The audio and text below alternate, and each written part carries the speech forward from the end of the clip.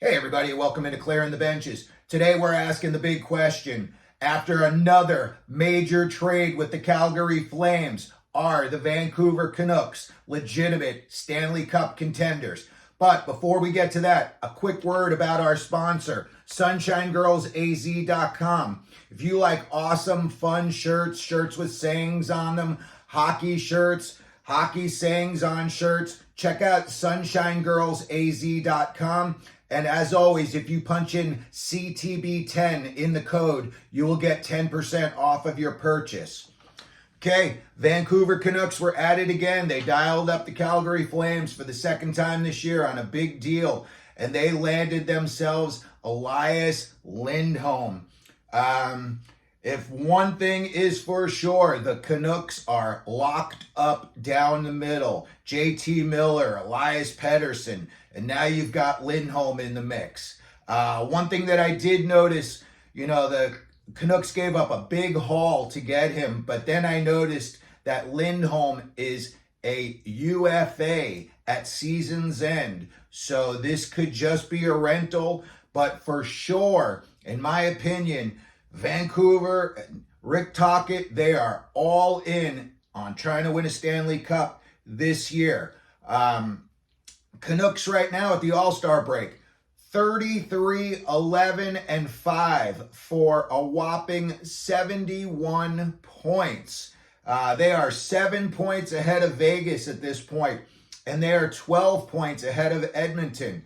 Now, I know that's only like a 3-game losing streak and a 4-game winning streak, and, things get real tight all of a sudden, but the Canucks just been playing so well defensively. They've really got a lot of good structure on their back end. They got big guys back on their back end. You got Zadorov and Tyler Myers. Those are two huge guys. And they're kicking in. Myers has 18 points and he's a plus 13. Zadorov is just going to play a mean style of game. He's going to be tough in front of the net. He's going to drop the gloves if he needs to. He can throw a big hit. Ian Cole is another guy. He's been around the block. He's played on a lot of teams that had championship pedigree on it. He's a plus 10 on the back end. So, starting back there, they are rock solid. And you want to hear some seriously good numbers? Check out Thatcher Demko's numbers this year. 26-8-1. He's got an overtime loss in there. 2.44 goals against, and he's got a .920 save percentage. So he started 35 games for them this year, and they came out on the winning end 26 times. And then their backup is Casey DeSmith. I know everyone's heard his name kind of, he's been around the block a little bit in a short amount of time, but he is 7-3, and he's got 4 overtime losses. So he could legitimately be 11-3. And again, he's got a 2.65 GAA and a .911 save percentage. The league average is, I think, .903. So these guys are well above them.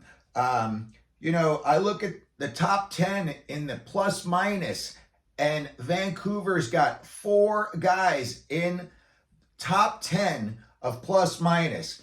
And you want to hear some crazy numbers on this roster? They've only got one guy who's a minus, and it's Lindholm. They just bought him in, and he is a -8 right now. So and he's got 9 goals, 23 assists, 32 points in 49 games. And there's one defenseman who's a -1. Otherwise, you've got plus 21, plus 16, plus 34, plus 20, plus 33. Those are some winning numbers right there. I know a lot of people, debate whether plus minus is an important stat. To me, it's very telling. It's accountability. It's telling me, are you playing a two-way game, or are you just concentrating on putting pucks in the net? So when I look at this team and I look at, the type of guy that Rick Tocchet is, he seems like he's got a real good thing going on up there. he's a no BS type of guy. Rick Tocchet is a tough customer. If you are younger and you don't know all that much about Rick Tocchet, check out some YouTube Rick Tocchet fights from his day. He was in plenty of them. I am pretty sure even today he could kick anybody's butt on that Vancouver roster right now, on or off the ice. So when he's telling these guys what to do, they're listening. And they're not listening just out of fear, but they're listening because they know this is working. And, nobody saw this coming. I mean, them in Winnipeg, to me, and, a little bit of Philly, they're kind of tailing off right now. But those are the big, stories in the league right now. And again, this is, to me, the type of team that plays a big, heavy game. They have got a ton of scoring up front. Miller's got 67 points. Elias Petterson's got 64 points. Lindholm's only got 32 points, but I'm sure that's going to jump up. And, also remember, too, Lindholm is a two-way center.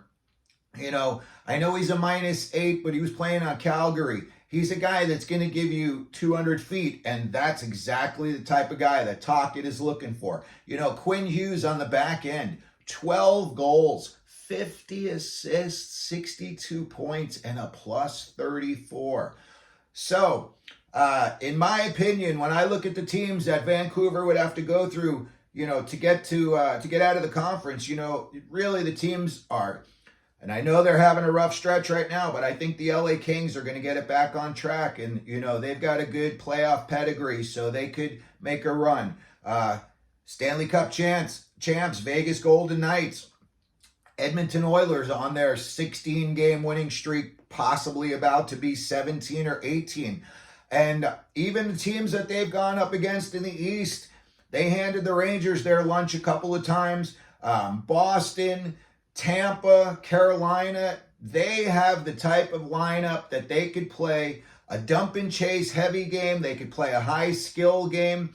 If you want to play a shutdown game, they could beat you 2-1. So I'm definitely very, very interested in seeing what kind of a run the Vancouver Canucks are going to put together this year. So let me know what you think. Go on down into the comment section. Let me know, you think they're going to make it one and done. You think this is just, a big fraud and they're going to get to the playoffs and they're going to get wiped out? Or do you think that they could make a deep run? Let me know down in the comments section. And as always, if you could hit the like buttons and the subscribe buttons. And as always, here at Clearing the Benches, let them know you're out there.